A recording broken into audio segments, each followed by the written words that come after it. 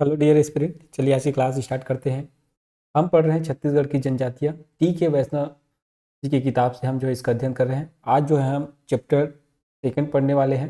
ठीक है, तो चलिए आज जो है स्टार्ट करते हैं आज की क्लास को। अगर आप पहली बार हमारे चैनल पर आए हैं तो हमारा ऐप को डाउनलोड करना ना भूलें। ठीक है, इसमें सभी क्लासेस जो है फ्री में चल रहा है। जितना भी वीडियो है आपको क्लास वाइज आपको हमारे ऐप में भी मिल जाएगा, साथ ही यूट्यूब में भी आपको मिल जाएगा। लेकिन यूट्यूब में क्या है, कुछ क्लासेस जो है मिस हो जाती है, लेकिन ऐप में आपको पूरा क्लास वाइज आपको देखने को मिलेगा। तो आप ऐप को डाउनलोड कर लीजिए। ठीक है, और वहाँ आपको जो है आप क्रम से अगर आप पिछला क्लास नहीं देखे हैं या और जितने भी सब्जेक्ट का क्लास आप नहीं देखे हैं तो उसको भी आप जाके देख सकते हैं। पूरा ऐप में क्लास चलता है हमारा। ठीक है, रेगुलर है क्लास उसमें, तो आप उसको देख सकते हैं। साथ ही इसका पीडीएफ हमारे ऐप से मिल जाएगा। यूट्यूब का एक सेक्शन बना हुआ है यूट्यूब पीडीएफ करके, तो वहाँ से आप जो है आप परचेज कर सकते हैं। 10-20 रुपये का इसका कॉस्ट रखा जाता है। इसलिए रखा जाता है कि उसके बनाने में मेहनत लगता है। और अगर फ्री में इसको अगर हम टेलीग्राम में डालेंगे तो उसका कोई वैल्यू नहीं होता, इसीलिए इसका कॉस्ट रखा जाता है। आप ऐप में उसको पढ़ सकते हैं जब चाहे तब। ठीक है, एक बार परचेज करेंगे जितना भी पीडीएफ है आपको क्लास वाइज उसमें मिलते जाएगा। ठीक है, चलिए तो आज की क्लास स्टार्ट करते हैं। आज हम पढ़ेंगे अध्याय 2, विशेष पिछड़ी जनजातियाँ। विशेष पिछड़ी जनजातियों के बारे में हम जो है अध्ययन करेंगे। ठीक है, तो भारतीय संविधान के अनुच्छेद 342 के तहत भारत सरकार द्वारा 1950 में देश के 532 आदिवासी समूहों को, याद रखें कितने आदिवासी समूह को, 532 आदिवासी समूहों को विभिन्न राज्यों के लिए जारी अनुसूचित जनजाति की सूची में शामिल किया गया। ठीक है, टोटल भारतीय संविधान के अनुसार अनुच्छेद 342 के अनुसार कितना है, 532 आदिवासी समूह को जो है क्या किया गया था, अनुसूचित जनजाति की सूची में शामिल किया गया था। भारत सरकार द्वारा 5वीं पंचवर्षीय योजना, इसको याद रखेंगे, 5वीं पंचवर्षीय योजना अवधि में निम्नांकित मापदंड के आधार पर अनुसूचित जनजातियों में कि जो विशेष कमजोर है उन्हें आदिम जनजाति या विशेष पिछड़ी जनजाति के रूप में चिन्हित किया गया। 5वीं पंचवर्षीय योजना के तहत याद रखेंगे एक मापदंड तैयार किया गया। उस मापदंड के अनुसार जितनी भी जनजातियां उसमें आई सबको क्या घोषित किया गया, आदिम जनजाति या विशेष पिछड़ी जनजाति उनको घोषित किया गया। ठीक है, प्रिमिटिव ट्राइबल ग्रुप के रूप में उसको पहचाना गया। ठीक है, अब उसके लिए क्या मापदंड है उसको जानते हैं। कृषि पूर्व की अर्थव्यवस्था, शिकार वनोपज संग्रह पर आश्रित जनजाति समूह। बहुत सारे जनजाति समूह ऐसे हैं जो केवल वनोपज संग्रहण करती हैं, शिकार करती थी, है ना। तो उनके आधार पर जनसंख्या स्थिर, जिनकी जनसंख्या बहुत कम है ना, घटती है, ठीक है, या स्थिर है, उनके लिए उनको भी इसमें शामिल किया जाए। जिनका साक्षरता दर बहुत कम है, 2% से कम है, उनको शामिल किया गया। ठीक है, तो पृथकीकरण या अन्य जनजाति समूह से भी अलगाव, जो बहुत अलग थलग रहती है, ऐसी जनजातियों को इसमें शामिल किया गया है। ठीक है, तो हमारे छत्तीसगढ़ में जानते हैं टोटल 7 विशेष पिछड़ी जनजाति समूह है, 5 केंद्र सरकार की और 2 राज्य की, टोटल 7 है। ठीक है, तो उपरोक्त मापदंड के आधार पर भारत सरकार तथा योजना आयोग के विशेषज्ञों द्वारा देश के 532 अनुसूचित जनजाति समूह में से 75 जनजाति या उसकी उपजाति या उप समूह को चिन्हित कर आदिम जनजाति समूह या विशेष पिछड़ी जनजाति का दर्जा दिया गया। कितने को, टोटल 532 में से 75 को। ठीक है, जनजाति 75 जो जनजाति है और उसकी उपजाति जो है उनको चिन्हांकित करके क्या बोला गया, उनको विशेष पिछड़ी जनजाति समूह बोला गया। ठीक है, अब देखो ये टोटल 75 लिखा हुआ है। ठीक है, जो इसमें हाईलाइटेड है उसको आप याद रखेंगे, इसको एग्जाम में पूछा जाता है कभी कभी। ठीक है, लेकिन हमको याद रखना है थोड़ा सा मध्य प्रदेश का और हमारा छत्तीसगढ़ का। ठीक है, इसमें इसको याद रखना है। तो जैसे मध्य प्रदेश में है सहरिया है, भारिया है, ठीक है, हमारे छत्तीसगढ़ में बैगा है, ठीक है, कमार है, अबुझमाड़िया, बीरहोर, ये सब है। तो ये आप इसका स्क्रीनशॉट करके आप जो है इसको 75 के 75 को जान सकते हैं। ठीक है, इसको भी एग्जाम में पूछा जाता है, अंडमान निकोबार का। ठीक है, कई बार पूछा गया है। साम्पेंस कहाँ की विशेष जनजाति है, इसको पूछा गया है। जारवा को पूछा जाता है। ठीक है, तो इसको पूछा जाता है। तो कुछ कुछ जनजाति है जिसको अगर आप भारत का भूगोल पढ़ते हैं उसमें यहाँ से भी क्वेश्चन बनता है। ठीक है, चलिए अब हम बात करते हैं जो विशेष पिछड़ी जनजाति है 5 जो केंद्र सरकार के द्वारा घोषित की गई है उसको। ठीक है, तो अबुझमाड़िया के बारे में सबसे पहले हम अध्ययन करेंगे। बहुत इंपॉर्टेंट है और आपको याद रखना है, इसमें से क्वेश्चन अभी पूछा गया था हाल ही में। ठीक है, अबुझमाड़िया जनजाति नारायणपुर, दंतेवाड़ा एवं बीजापुर जिले के अबुझमाड़ क्षेत्र में निवासरत है। ठीक है, यहाँ निवास करती हैं जनजातियां। ओरछा को अबुझमाड़ का प्रवेश द्वार कहा जा सकता है, ध्यान रखें कि इसको ओरछा को जो है अबुझमाड़ का प्रवेश द्वार कहा जा सकता है। सामान्य रूप से अबुझमाड़ क्षेत्र में निवास करने वाली माड़िया गोंड को अबुझमाड़िया कहा जाता है। ठीक है, कहाँ अबुझमाड़ क्षेत्र में निवास करने वाली माड़िया गोंड जनजाति को क्या कहा जाता है, अबुझमाड़िया कहा जाता है, ध्यान रखेंगे। ठीक है दोस्तों, पेंदा कृषि है ना, ये कौन सी कृषि करती है, पेंदा कृषि, जिसको ये स्थानांतरित कृषि है। स्थानांतरित कृषि का मतलब है एक जगह से दूसरे जगह जा जाके लोग खेती करते हैं। ठीक है, पेंदा कृषि पर पूर्णतः निर्भर रहने वाले अबुझमाड़िया लोगों का निवास अस्थायी होता है, क्योंकि कृषि भी इन लोग हर साल जगह बदल बदल के करते हैं, इसलिए इनका निवास क्या होता है, अस्थायी होता था। पेंदा कृषि हेतु कृषि स्थान को क्या कहा गया, कघई कहा जाता है। ठीक है, मतलब पेंदा कृषि करने के लिए जो जगह इन लोग सेलेक्ट करते हैं हर साल खेती करने के लिए, वहां के जंगलों को काटकर, ठीक है, उस स्थान को, कृषि स्थान को क्या कहा गया, कघई कहा जाता है, ध्यान रखेंगे। ठीक है, अब तो बहुत सारी जनजाति है जो अब स्थायी कृषि करने लग गई है, सरकार की कई योजनाएं हैं जिसके कारण जो है अब ये स्थायी कृषि करने लगते हैं। लेकिन हम जो है जनजातीय विशेष पिछड़ी जनजाति पढ़ रहे हैं, तो उनके क्या कल्चर रही है शुरू से, उनको हमको जानना है इस वीडियो के माध्यम से। ठीक है, तो जो ऐसा बुक में लिखा है वैसा आपको मैं बता रहा हूँ, और यहाँ से क्वेश्चन लाइन बाय लाइन बनता है। ठीक है, याद रखेंगे। तो जिस स्थान पर ये कृषि करते हैं, ठीक है, उस स्थान को क्या कहा जाता है, कघई कहा जाता है। अबुझमाड़ियों का घर का निर्माण ये स्वयं करते हैं, मतलब ये लोग अपना घर का निर्माण स्वयं करते हैं। घर में रोशनदान या खिड़कियां नहीं पाई जाती है।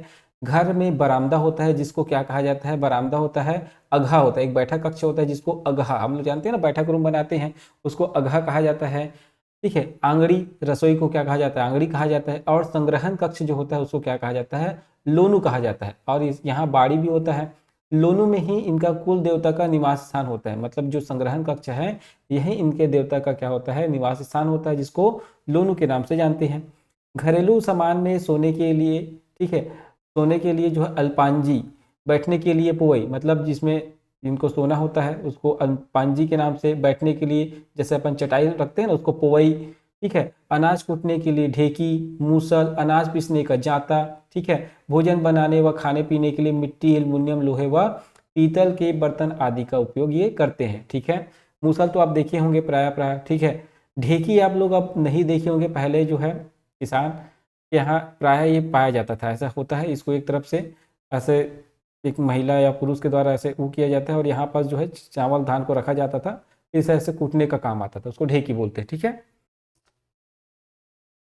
अब गिलट या नकली चांदी के गहने पहनते हैं ये, है ना, याद रखेंगे, नकली चांदी या गिलट का ये गहने पहनते हैं। पैर में तोड़ा, पैर पट्टी, कमर में करधन, कलाइयों में चूड़ी, सुडेल, है ना, एठी को क्या बोलते हैं, सुडेल, गले में सूता, रुपिया, माला, चेन, मूंगा माला, कान में खिनवा, झुमका और बाला, नाक में फूली ये पहनती हैं।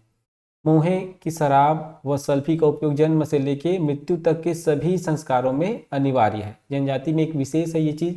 ठीक है, कि शराब और सल्फी का उपयोग ये लोग करते हैं, चाहे जन्म के समय हो, चाहे मृत्यु के समय हो, चाहे शादी वगैरह जो भी हो, सभी कार्यक्रम में इसका उपयोग किया जाता है। अबुझमाड़िया जनजाति का आर्थिक जीवन पहले आदिम खेती, पेंदा कृषि, शिकार, जंगली उपज संग्रहण, कंदमूल एकत्रित करने पर निर्भर था। अबुझमाड़िया जनजाति पितृवंशीय या पितृ निवास स्थानीय व पितृ सत्तात्मक जनजाति, याद रखना, यहाँ मतलब पिता का सत्ता है ना, मतलब इसके जो पिता है वही मुखिया होते हैं घर का। पितृ सत्तात्मक कहने का मतलब है कि घर का मुखिया कौन होता है, उनके पिता होता है। ठीक है, एक होता है मातृ सत्तात्मक। मातृ सत्तात्मक कहने मतलब उनके घर का जो मुखिया है उनकी माता जी होती है। ठीक है, मतलब महिलाएं होती है। तो यहाँ पितृ सत्तात्मक कहने का मतलब घर का मुखिया जो है पुरुष होता है, और उनके पिताजी होता है, जो सबसे वरिष्ठ होते हैं वो जो है उसको क्या बोलते हैं, पितृसत्तात्मक जनजाति। ठीक है, मतलब पिता का जहाँ मुखिया होना। ठीक है, यह जनजाति अनेक वंश में विभक्त है। वंश अनेक गोत्रों में विभाजित है, जिन्हें गोती कहा जाता है। ठीक है, अब जानते हैं सबका गोत्र है, जितने भी हम हमारे भी गोत्र है, सबका गोत्र है, उसी गोत्र को उनमें क्या कहा जाता है, गोती कहा जाता है।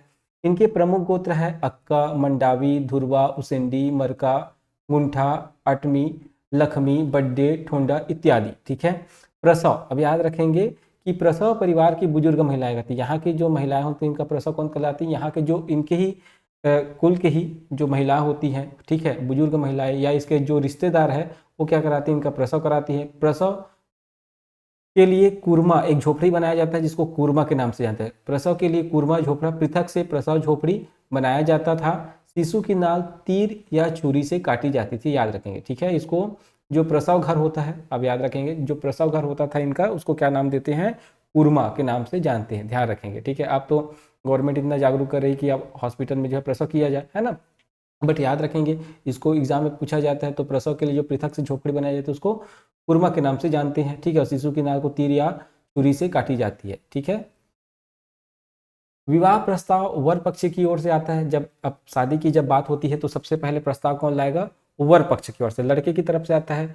वधु के पिता से विवाह, है ना, वधु के पिता से विवाह की सहमति मिलने पर वर का पिता, लड़के का जो पिता होता है, रिश्तेदारी पक्की करने के लिए, है ना, दोनों पक्षों के जो बुजुर्ग है वो आपस में बैठकर क्या करते हैं, सुख तय तय करते हैं। सुख मतलब एक वधु धन, मतलब कुछ अनाज हो गया, दाल हो गया, तेल गुड़ और रुपये आदि को, नगद रुपये जो है इनमें देते हैं, जिसको सुख के नाम से जाना, जिसको वधु धन के नाम, जैसे पैसा पकड़ाते हैं, बोलते हैं ना, पैसा दे देते हैं, फिर लड़की अब हमारी हुई, इस टाइप से। तो इसमें क्या करता है, उसी को सुख के नाम से जाना जाता है। वधु धन होता है एक प्रकार का, इसको पूछा जाता है सुख क्या है, तो वधु धन, ये जनजातियों में प्रचलित है, ठीक है। अब अलग अलग नाम से जाना जाता है, किसी अन्य जनजाति में जो है इसको अलग नाम से जाना जाता है, तो उसी नाम को याद रखना है, ठीक है। वधु धन होता है, उस वधु धन को अलग अलग नामों से भी जाना जाता है, ठीक है। इस जनजाति में वधु को लेकर वधु पक्ष के लोग वर के गांव में आते हैं, याद रखें, ये अलग चीज है, ठीक है। इसमें क्या होता है, वधु को लेकर वधु पक्ष के लोग जो है वर के गांव जाते हैं शादी करने के लिए। इस जनजाति में बिथेर मतलब सहपलायन, उड़ियत्ता मतलब घुसपैठ, और चूड़ी पहनाना मतलब विधवा विवाह की प्रथा जो है प्रचलित है। सहपलायन मतलब भाग कर शादी, ठीक है। घुसपैठ मतलब जबरदस्ती शादी, है ना। और चूड़ी पहनाना मतलब विधवा विवाह की प्रथा इसमें प्रचलित है। दाह संस्कार में कोई भी प्रतिबंध नहीं है ना। इसको मिट्टी से दफनाया भी जाता है और जलाया भी जाता है। विशिष्ट और संपन्न व्यक्ति की याद में शमशान में लगभग 8 फीट ऊंचा, 4 फीट गोलाई का चौकोर विभिन्न पशु पक्षी, देवी देवता, भूत प्रेत व संस्कारों से नक्काशी किए गए लकड़ी के खंभा, जिसको अनाल गडिया, ठीक है, के नाम से जानते हैं। इसको क्या कहा जाता है, अनाल गडिया कहा जाता है। उसको गड़ाते हैं ताकि वो विशेष पहचान रहे कि ये विशेष व्यक्ति है, ठीक है, या उनका समाज में कोई विशेष योगदान रहा है, इसीलिए उनकी याद में या उसको उनको याद करने के लिए क्या कराते हैं, अनाल गडिया या खंभा जो है कराते हैं। तीसरे दिन मृत्यु भोज दिया जाता है, याद रखें, कितने दिन, तीसरे दिन। इसको पूछा जाता है, अभी पूछा गया था 10वें दिन मृत्यु भोज जो दिया जाता है उसको, ठीक है। तो इसमें तीसरे दिन मृत्यु भोज दिया जाता है। इसमें परंपरागत जाति पंचायत पाया जाता है, याद रखेंगे, क्या पाया जाता है, जाति पंचायत पाया जाता है। ये जाति पंचायत ना आपको सभी जनजाति में देखने को मिलेगा, ध्यान रखेंगे। क्षेत्रीय आधार पर सर्वोच्च व्यक्ति मांझी, मतलब जो जाति पंचायत का जो मुखिया होता है ना, क्षेत्रीय आधार पर वो क्या कहलाता है, मांझी होता है। जिसके नीचे कौन होता है, पटेल होता है। पारा का मुखिया होता है, फिर गायता होते हैं। इनका मुख्य कार्य अपने क्षेत्र में, जिसको क्षेत्र को किस नाम से जानते हैं, माड़, अपने क्षेत्र में शांति व्यवस्था, कानून आदि बनाए रखना, लड़ाई झगड़ों विवादों का निपटारा करना व जाति संबंधी नियमों को बनाना व आवश्यकता अनुसार संशोधन करना शामिल है, ठीक है। मतलब अपने समाज को में जो भी शांति व्यवस्था है, ठीक है, जो भी कार्य है उनको अनुशासन के साथ करना इनका मुख्य दायित्व होता है, ठीक है। इनके प्रमुख देवी देवताओं की बात करें तो बूढ़ा देव, ठाकुर देव, है ना, जिसको टालू भेट के नाम से जानते हैं, बूढ़ी माई या बूढ़ी डोकरी, लिंगोपेन घर के देवता, छोटा पेन, बड़ा पेन, मंझला पेन व गोत्रानुसार कुल देवता होते हैं। प्रमुख त्योहार में पोला, कक्सार व पंडुम है, ठीक है। तंत्र मंत्र का जानकार, ठीक है, जो जिसको बैगा के नाम से हम जानते हैं, ठीक है, सामान्य भाषा में। तो तंत्र मंत्र का जानकार क्या कहलाता है, इसमें गायता या सिरहा कहलाता है, याद रखें, गायता या सिरहा के नाम से जानते हैं। कक्सार गेड़ी नृत्य व रीलो प्रमुख नृत्य है। लोकगीत में ददरिया, रीलो गीत, पूजा गीत, विवाह सगाई के गीत तथा छठी के गीत गाए जाते हैं। ये माड़ी बोली बोलते हैं, याद रखें, कौन सी बोली बोलते हैं, माड़ी बोली बोलते हैं, जो द्रविड़ भाषा परिवार की गोंडी बोली का एक रूप है, याद रखेंगे। माड़ी बोली जो द्रविड़ भाषा परिवार की बोली है, ध्यान रखेंगे, ठीक है, गोंडी का ही एक रूप है, ठीक। अब हम बात करते हैं कमार। कमार विशेष रूप से याद रखेंगे गरियाबंद को, महासमुंद को और थोड़ा सा धमतरी के आसपास, ठीक है। खासकर आप इसके लिए गरियाबंद को याद रखेंगे। कमार जनजाति गरियाबंद जिले की गरियाबंद, छुरा, मैनपुर तथा धमतरी जिले की नगरी मगरलोड विकासखंड में मुख्यतः निवासरत है, याद रखेंगे, इसको पूछा जाता है। महासमुंद जिले के महासमुंद एवं बागबाहरा विकासखंड में भी इनके कुछ परिवार निवासरत है। 3 ही जिला याद रखना है, गरियाबंद, धमतरी और महासमुंद। सबसे विशेष अगर बात करें कहाँ निवासरत है तो गरियाबंद में। आपको धमतरी में थोड़ा बहुत देखने को मिलेगा और साथ ही महासमुंद बागबाहरा में कुछ एक परिवार आपको देखने को मिलेगा। इस जनजाति को भारत सरकार द्वारा विशेष पिछड़ी जनजाति का दर्जा दिया गया है। कमार जनजाति अपनी उत्पत्ति मैनपुर विकासखंड के देवडूंगर ग्राम से बताते हैं, याद रखेंगे। कमार जनजाति की उत्पत्ति कहाँ से हुआ है तो गरियाबंद के मैनपुर विकासखंड के देवडूंगर ग्राम से। इनका सबसे बड़ा देवता वामन देव है, याद रखेंगे, पूछा जाता है। आज भी देवडूंगर की वामन डोगरी में विस्थापित है, मतलब ये जो देवता है आज भी स्थापित है। पुरुष बाल छोटे रखते हैं, महिलाएं जो है अपनी बाल लंबी रखती हैं, ठीक है। बालों को कंघी या ककवा की सहायता से, आप ककवा देखे होंगे, लकड़ी का बना तो अब तो प्लास्टिक का मिलता है, पहले लकड़ी का आता था, इस टाइप से होता था ककवा, ठीक है। आपको मैं यहाँ बना के दिखा देता हूँ, इस टाइप से होता था और ऐसे ऐसे ऐसे ऐसे इसमें दाता होता था, ठीक है, लकड़ी का। अब तो प्लास्टिक के आ गए, इसको ककवा, ठीक है। तो कंघी या ककवा की सहायता से पीछे की ओर चोटी या जूड़ा बनाती है, ठीक है। इस जनजाति का मुख्य व्यवसाय बांस से सूपा, टुकना, झांपी, इसको याद रखेंगे, किसे, ये बांस का काम करते हैं, ध्यान रखेंगे। तो इस जनजाति का मुख्य व्यवसाय क्या है, बांस से सूपा बनाना, टुकना बनाना, ठीक है, झांपी बनाना आदि बनाकर बेचना है। पक्षियों तथा छोटे वन्य जंतुओं का शिकार, मछली पकड़ना, कंदमूल, जंगली उपज संग्रह और आदिम कृषि करना इनका जो है मुख्य व्यवसाय है, ठीक है। इस जनजाति का आर्थिक जीवन का दूसरा पहलू वनोपज संग्रह है, ठीक है। बांस के का काम तो ये करते हैं, साथ ही वनोपज का संग्रहण करते हैं, जिसमें महुआ हो गया, तेंदू, चिरौंजी, गोंद, आंवला इत्यादि का ये है जो है संग्रहण करते हैं, ठीक है। कमार जनजाति में क्रमशः पहाड़ पत्तियां और बुंदर जीवा या बंदर जीवा, ठीक है, दो याद रखेंगे, ठीक है। कमार जनजाति में पहाड़ पत्तियां और बंदर जीवा या बुंदर जीवा दो उपजातियां पाई जाती, ये विशेष है, इसको याद रखेंगे, ठीक है। पहाड़ पत्तियां कमार लोग पहाड़ में रहने के वाले और बुंदर जीवा कमार मैदानी क्षेत्र में रहने वाले कहलाते हैं। जो मैदानी क्षेत्र में निवास करते हैं उनको बुंदर जीवा और जो पहाड़ में निवास करते हैं उनको पहाड़ पत्तियां, ठीक है। एक ही गोत्र के लड़के और लड़कियों में विवाह निषेध माना जाता है। इस जनजाति में परिवार प्रायः केंद्रीय परिवार पाए जाते हैं। कैसे परिवार पाए जाते हैं, केंद्रीय परिवार। ये पितृवंशीय, पितृ सत्तात्मक या पितृ निवास स्थानीय होते हैं। वही बताया ना, पितृ सत्तात्मक का मतलब क्या है, जहाँ का मुखिया जो है उनका पिताजी होता है या पुरुष होते हैं, ठीक है। किंतु विवाह के कुछ समय बाद लड़का पिता की झोपड़ी के पास नई झोपड़ी बनाकर रहता है, ठीक है। मतलब मुखिया कौन हो गया, उनके पिताजी हो गया, ठीक है। अब लड़का, उसका कोई लड़का है, उसका विवाह जब हो जाता है तो कुछ दिनों बाद फिर से अपने घर के पास ही एक घर बनाकर जो है रहने लगता है, ठीक है। अब प्रसव घर में ही कराया जाता है, इस जनजाति में भी प्रसव जो है घर में ही कराया जाता है। नवजात शिशु लड़का अगर है तो उसको तीर से और लड़की हुई तो कहरा, बांस की पंची से नाल को उसका काटा जाता है, इसको याद रखेंगे, ठीक है। अगर लड़का हुआ तो तीर से काटा जाएगा उसके नाल को, है ना, गर्भनाल को। अगर लड़की हुई तो कहरा से, कहरा किससे बनता है, बांस की जो लकड़ी होती है, ठीक है, उससे। तो बांस की पंची से जो है इसको काटा जाता है, याद रखेंगे, ठीक है, ये शब्दों को याद रखेंगे। इस जनजाति में लड़कों का विवाह प्राय 18 से 19 वर्ष की उम्र में तथा लड़कियों का विवाह जो है 16-17 वर्ष की उम्र में कर दिया जाता है। मामा या बुआ के लड़का या लड़की से विवाह को प्राथमिकता ये लोग देते हैं, ठीक है। अपने ही रिश्तेदारी में जो है विवाह करना पसंद करते हैं। विवाह तय होने पर वर पक्ष द्वारा वधु पक्ष को चावल, दाल व नगद कुछ रुपया सुख भरना के रूप में देते हैं। यहाँ अभी बताया ना, वधुधन होता है सुख, ठीक है, तो सुख भरना के रूप में ये देते हैं, वधुधन देते हैं। सामान्य विवाह के अतिरिक्त गुरावट व घर जमाई प्रथा आज भी प्रचलित है।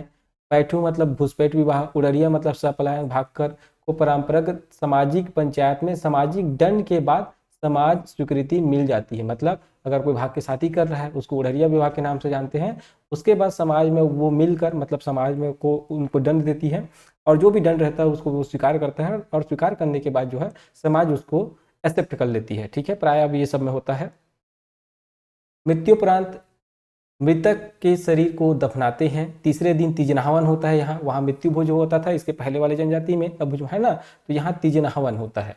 आर्थिक अनुकूलता के आधार पर 10वें या 13वें दिन मृत्यु भोज देते हैं, इसको याद रखेंगे। ठीक है, कमार जनजाति में भी सामाजिक व्यवस्था बनाए रखने के लिए एक परंपरागत जाति पंचायत, जिसको सामाजिक पंचायत के नाम से जानते हैं, ठीक है, कमार जनजाति के सभी व्यक्ति उस पंचायत का जो है सदस्य होता है। एक जाति पंचायत होता है और उसका सदस्य कौन होता है, कमार जनजाति के जितने भी व्यक्ति हैं वो उनके सदस्य होते हैं। इस पंचायत के प्रमुख को मुखिया कहलाता है, ठीक है, मुखिया के नाम से जानते हैं।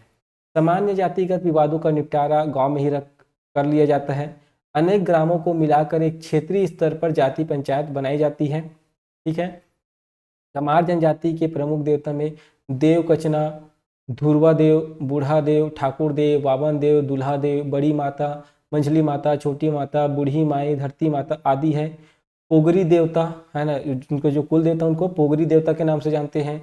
मांगर माटी, पूर्वजों के गांव वह घर की मिट्टी से बनाया जाता है, मांगर माटी। ठीक है, गाता डूमा, पूर्वज की पूजा की जाती है। ठीक है, पूजा में मुर्गी बकरा आदि की बलि ये लोग चढ़ाते हैं। इनके प्रमुख त्यौहार में हरेली, पोरा, नवाखाई, दशहरा, दिवाली, छेरछेरा, होली आती है। तंत्र मंत्र का जानकार किस क्या कहलाता है, इसमें बैगा कहलाता है। ठीक है, अब हम जानते हैं बैगा जनजाति के बारे में।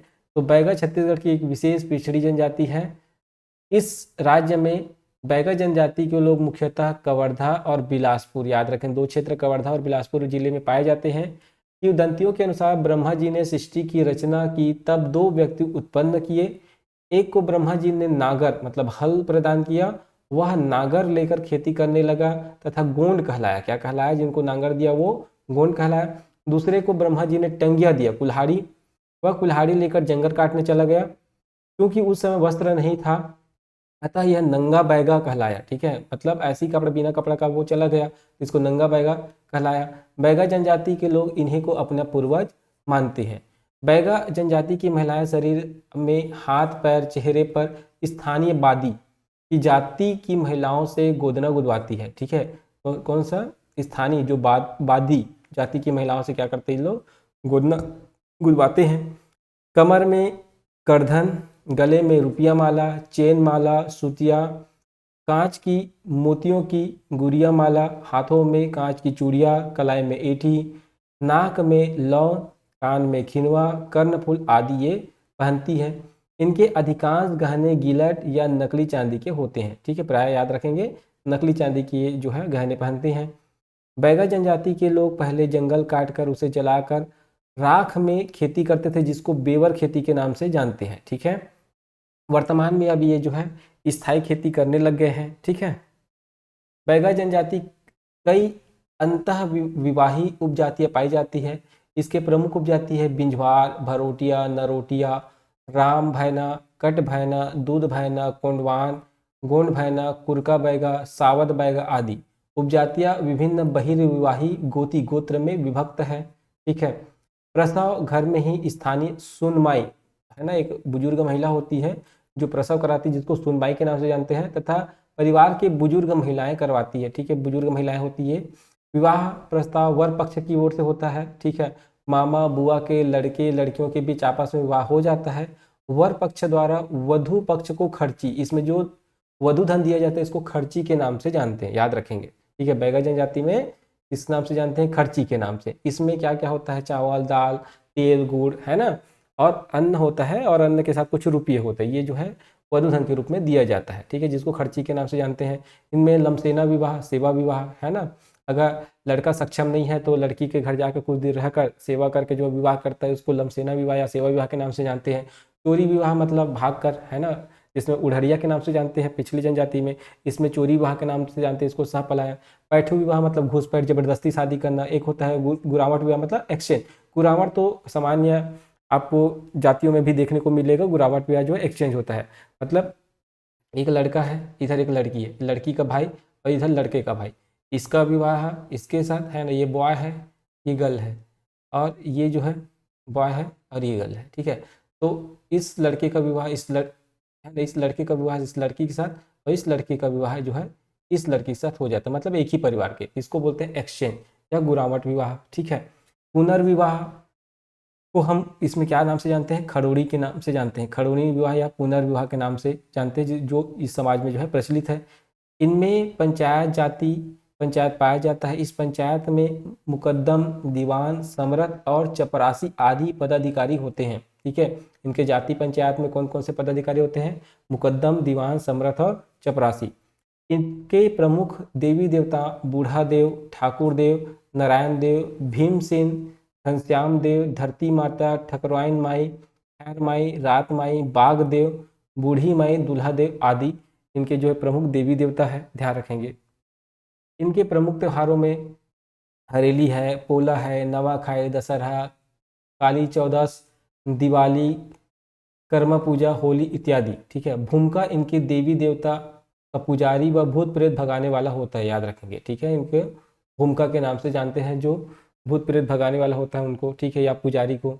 इनके प्रमुख लोक नृत्यों में करम पूजा पर कर्मा नाच, विवाह है ना, कर्मा नाच, विवाह में बिल्मा नाच, दशहरा में झटपट नाच नाचते हैं। ठीक है, याद रखेंगे। तो जो करम वृक्ष होती है ना, उनका जो पूजा करते हैं तो कर्मा नाच, विवाह में होता है बिल्मा नाच, दशहरा में झटपट नाच, और छेड़ता इनका नित्य नाटिका है, याद रखेंगे। इनका छेड़ता क्या है? इनका नित्य नाटिका है। इनके प्रमुख लोकगीत में कर्मा गीत, ददरिया गीत, सुआ गीत, विवाह गीत, माता सेवा फाग गीत इत्यादि आता है। ठीक है, अब हम बात करते हैं बिरहोर जनजाति के बारे में। बिरहोर छत्तीसगढ़ की एक विशेष पिछड़ी जनजाति है। देश में इनकी अधिकांश जनसंख्या झारखंड राज्य में निवासरत है। मतलब अगर बात करें पूरे देश में बिरहोर जनजाति कहाँ निवास करती है, तो झारखंड में प्रमुखता ये निवास करती है। इस जनजाति के लोग छत्तीसगढ़ के रायगढ़ जिले में धरमजयगढ़, लैलूंगा, तमनार विकासखंड में, जसपुर जिले के बगीचा, कांसाबेल, दुलदुला, पत्थल गांव विकासखंडों में, कोरबा जिले के कोरबा, पौड़ी, उपरोड़ा, पाली विकासखंड तथा बिलासपुर जिले के कोटा व मस्तूरी विकासखंड में जो है निवासरत है, निवास करती है। बिरहोर जनजाति की उत्पत्ति के संबंध में ऐतिहासिक प्रमाण उपलब्ध नहीं है। इन्हें कुलारियन समूह की जनजाति माना जाता है। इसको याद रखेंगे, यहाँ से क्वेश्चन बनेगा। ठीक है, तो याद रखेंगे बिरहोर जनजाति को किस समूह का? कुलारियन समूह की जनजाति माना जाता है। ठीक है, इनमें प्रचलित किंवदंतियों के अनुसार सूर्य के द्वारा 7 भाई जमीन पर गिराए गए थे, जो खैरागढ़ के कैमूर पहाड़ी से इस देश में आए। ठीक है, याद रखेंगे। मुंडारी भाषा में बीर अर्थात जंगल व झाड़ी, ठीक है, जंगल या झाड़ी होता है, और होर का अर्थ होता है आदमी, मतलब जंगल का आदमी। बिरहोर का अर्थ होता है जंगल का आदमी या झाड़ी काटने वाला आदमी हो सकता है। बिरहोर जनजाति के लोग पर्वतीय क्षेत्रों के गांव में अन्य जनजातियों से कुछ दूर जंगल के किनारे झोपड़ी बनाकर रहते हैं। इनका कुड़िया, मतलब जो झोपड़ी होता है, इनका कुड़िया लकड़ी और घास फूस की होती है। मतलब जो झोपड़ी होता है वो लकड़ी और घास फूस की होती है। कुड़िया में क्या होता है? एक ही कमरा होता है, जिसको हम लोग छत्तीसगढ़ी में कुड़िया के नाम से जानते हैं, कुड़िया। ठीक है, इनका मुख्य कार्य शिकार, जंगली कंदमूल, भाजी, जंगली उपज एकत्र करना है। मोहलाइन छाल की रस्सी, इसको याद रखेंगे, मोहलाइन छाल की रस्सी व बांस के टुकना झोंहा बनाकर ये बेचते हैं। तो रस्सी किससे बनाते हैं? मोहलाइन छाल। ठीक है, ये सालेहा व पोटा नामक, पोटे, ठीक है, सालेहा व पोटे नामक वृक्ष की लकड़ी से ढोलक, मांदर की खोल, बेहंगा आदि बनाकर बेचते हैं। याद रखेंगे, सालेहा और पोटे नामक वृक्ष की लकड़ी से। ठीक है, घुमंतु जीवन व्यतीत करने वाले बिरहोर को उथलू कहते हैं। ठीक है, उथलू के नाम से जानते हैं। और जो स्थायी कुरिया बनाकर निवास करते हैं उसको जघीस बिरहोर। इनकी भी 2 उपजातियां हैं, एक है उथलू और एक है जघीस। ठीक है, प्रसव के वक्त प्रसूता को अलग झोपड़ी में रखते हैं, जिसको कुसेरू के नाम से जानते हैं। ठीक है, कुसेरू के नाम से जानते हैं। ठीक है, और कुसेरू दाई जो इनकी जाति की होती है प्रसव कराती है। ठीक है, एक कुरिया होता है और इन्हीं कुरिया को में जो प्रसव कराने वाली दाई होती है उनको कुसेरू के नाम से जानते हैं। ठीक है ना, इसको याद रखेंगे। तो दाई को किस नाम से जानते हैं? कुसेरू। ठीक है, वही जो है इसका प्रसव कराती है इनकी इन जनजातियों में। ठीक है, विवाह की रस्म बिरहोर जाति का ढेरहा, है ना, बिरहोर जाति का ढेरहा, जिसको जो पुजारी होता है संपन्न कराता है। इसके अतिरिक्त ढुकू विवाह, उड़हरिया, गोलत प्रथा को भी विवाह मान्य किया जाता है। ठीक है, सभी जनजातियों में विवाह देखने को मिलेगा और अलग अलग नामों से जाना जाता है, इसको याद रखेंगे। ठीक है, तो इनमें विवाह कौन कराता है? पुजारी कराते हैं। पुजारी को किस नाम से जानते हैं? ढेढ़ा के नाम से। ठीक है, मृत्यु होने पर मृतक को दफनाते हैं। पहले पुरानी कुड़िया को तोड़कर नई कुड़िया बना लेते थे। ठीक है, जैसे मृत्यु हो जाता था किसी परिवार में किसी व्यक्ति का, तो उस घर को ये लोग तोड़ देते फिर नया घर बनाते थे, लेकिन अब नहीं होता है ना, पहले होता था। जाति पंचायत का जो मुखिया होता है वो मालिक कहलाता है, याद रखें क्या कहलाता है, मालिक कहलाता है। इस पंचायत में ढुकू विवाह, सपलायन विवाह, ठीक है, विवाहिता का पहले पति को छोड़कर पुनः विवाह करने पर सुख या वधु धन जो है वापस करना होता है, याद रखेंगे। ठीक है, तो अगर कोई व्यक्ति पहले से विवाहित है या कोई महिला पहले से विवाहित है और दूसरे के साथ वो विवाह करना चाहती हैं, तो उनका जो है वधु धन उनको वापस करना होता है। अनैतिक संबंध आदि का परंपरागत तरीके से न्याय किया जाता है। ठीक है, याद रखेंगे। बिरहोर जनजाति के प्रमुख देवता जो होता है सूर्य देव होता है, याद रखें, सूरज देवता होता है प्रमुख देवता। इनके प्रमुख त्योहार की बात करें तो नवाखानी, दशहरा, सरहुल, कर्मा, सोहराई और फगुआ है। इनके तंत्र मंत्र व जड़ी बूटी का जानकार रखने वाला व्यक्ति क्या कहलाता है, पाहन कहलाता है, याद रखें क्या कहलाता है, पाहन कहलाता है। अब हम बात करते हैं पहाड़ी कोरबा के बारे में। छत्तीसगढ़ में पहाड़ी कोरबा विशेष पिछड़ी जनजाति जसपुर, सरगुजा, बलरामपुर तथा कोरबा जिले में निवासरत है। कॉलोनी डाल्टन ने इन्हें कुलारियन समूह से निकली जाति माना है, याद रखें ये भी कुलारियन समूह की जनजाति है। किंवदंतियों के आधार पर ये अपनी उत्पत्ति राम सीता से मानते हैं। जंगलों को काटकर दहिया खेती करने वाला पहाड़ी कोरवा कहलाया। ठीक है, जो जंगल को काट कर जो खेती करते हैं जिसको दहिया खेती के नाम से जानते हैं, ये पहाड़ी कोरवा कहलाते हैं। दूसरा पुत्र जंगल को साफ कर हल के द्वारा स्थायी कृषि करने वाला दिहाड़ी कोरवा। ठीक है, दो व्यक्ति को जन्म हुआ था, एक व्यक्ति होता है जो पहाड़ में रहकर वहाँ को पहाड़ के जो जंगल है उसको काट कर खेती किया, उसको दहिया खेती करने वाला, ठीक है, पहाड़ी कोरवा कहला गया। दूसरा व्यक्ति जो जंगल को साफ कर करके ही स्थायी कृषि करने लगे वहाँ, ठीक है, वो उसकी कृषि जो है स्थायी होने का स्थायी निवास कर लिया, उसको दिहाड़ी कोरवा के नाम से जाना गया। कोरवा जनजाति मुख्यतः दो समूहों में बटी हुई है। एक समूह को शिकार, वनोपज संग्रह या दहिया खेती करते हैं। ठीक है, याद रखेंगे, शिकार तथा वनोपज की खोज में एक पहाड़ से दूसरे पहाड़ घुमंतु जीवन व्यतीत करने वाला जो है पहाड़ी कोरवा। एक जो स्थायी होता है, ठीक है, ऐसा याद रख सकते हैं, दहिया से दहियान, दहियान मतलब मैदान। ठीक है, तो मैदान मतलब जो स्थायी निवास करते हैं वो जनजाति को दहिया है, दहिया खेती करते हैं। ठीक है, जिसको दिहाड़ी कोरवा के नाम से जानते हैं। ठीक है, दूसरा व्यक्ति जो होता है बार बार अपने खेतों को बदलते रहता है, अलग अलग जाकर जगह जाकर जो है खेती करता है, मतलब वो पहाड़ में ही निवास करता है, उसको बोलते हैं पहाड़ी कोरवा। ठीक है, एक होता है दिहाड़ी कोरवा, एक होता है पहाड़ी कोरवा। ठीक है, दूसरा समूह जो पहाड़ी कोरवा की अपेक्षा कुछ विकसित होकर स्थायी कृषि करने लग गया है, ग्रामों में स्थायी घर बनाकर रहने लग गया है। डीह गांव का याद रखेंगे, डीह गांव में स्थायी रूप से रहने के कारण इसको दिहाड़ी कोरवा या दिहाड़ी कोरवा के नाम से जानते हैं। आपको ये दिहाड़ी कोरवा भी मिलेगा, ठीक है, और एक पहाड़ी, ठीक है, पहाड़ी, दो कोरवा है, ये दोनों क्या है, कोरवा जनजाति है। ठीक है, ठीक, याद रखेंगे। तो इसको दिहाड़ी बोलो या दिहाड़ी, तो दिहाड़ी मतलब दहियान, याद रखेंगे, दिहाड़ी से दहियान और दहियान का मतलब मैदान, ऐसा। ठीक है, ऐसा याद रखेंगे, मैदान। तो जो स्थायी जीवन जीते हैं या स्थायी कृषि करते हैं, ठीक है, मैदानों में रहते हैं उसको दिहाड़ी, जो पहाड़ों में रहते हैं उसको पहाड़ी। प्रसव के लिए पत्तों से निर्मित अलग झोपड़ी बनाते हैं, याद रखेंगे। ठीक है, और जो प्रसव के लिए जो झोपड़ी बनाया जाता है उसको कुंबा के नाम से जानते हैं, याद रखेंगे, जिसे कुंबा कहते हैं।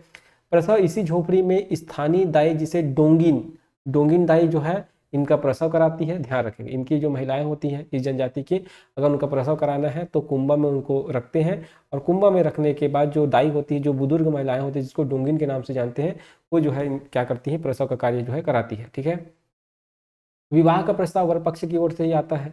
विवाह में अनाज, दाल, तेल, गुड़, रुपये वधु के पिता को सुख के रूप में दिया जाता है, याद रखेंगे। ठीक है, विवाह मंगनी, अब विवाह कैसे होता है, विवाह में पहले मंगनी होगा, फिर सूत बंधौनी होगा, फिर विवाह और गौना। ठीक है, ये चरण में, 4 चरण में पूरा होता है। इसमें विवाह पहले मंगनी होगा, फिर सूत बंधौनी होगा, फिर विवाह होगा, फिर गौना। 4 चरण में इनका विवाह जो पूरा होता है। इनमें गुरावट विनिमय विवाह, लमसेना सेवा विवाह, पैठू घुसपैठ विवाह और उड़रिया मतलब सहपलायन विवाह जो है प्रचलित है। जाति पंचायत का प्रमुख जो है मुखिया कहलाता है। इस पंचायत में पटेल, प्रधान, भाट आदि पदाधिकारी होते हैं। कई ग्राम मिलकर गठित जाति पंचायत को, है ना, कई ग्राम को मिलाकर भी क्या बनाया जाता है, जाति पंचायत बनाया जाता है। और उस जाति पंचायत का एक मुखिया होता है जिसको टोलादार के नाम से जानते हैं। इनके प्रमुख देवी देवताओं को ठाकुर देव, कुरिया रानी, शीतला माता, दुल्हा देव, इनके जो है प्रमुख देवी देवता है।